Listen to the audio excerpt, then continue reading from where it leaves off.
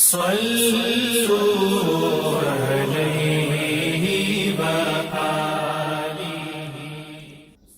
حضرت ابن عمر رضی اللہ تعالیٰ عنہ سے روایت ہے، انہوں نے کہا رسول اللہ صلی اللہ علیہ وآلہ وسلم نے فرمایا، اسلام کی بنیاد 5 چیزوں پر ہے: اس بات کہ اللہ کے سوا کوئی معبود حقیقی نہیں، اور یہ کہ حضرت محمد صلی اللہ علیہ وآلہ وسلم اللہ کے رسول ہیں، اور نماز قائم کرنا، زکوٰۃ ادا کرنا، حج کرنا اور رمضان کے روزے رکھنا۔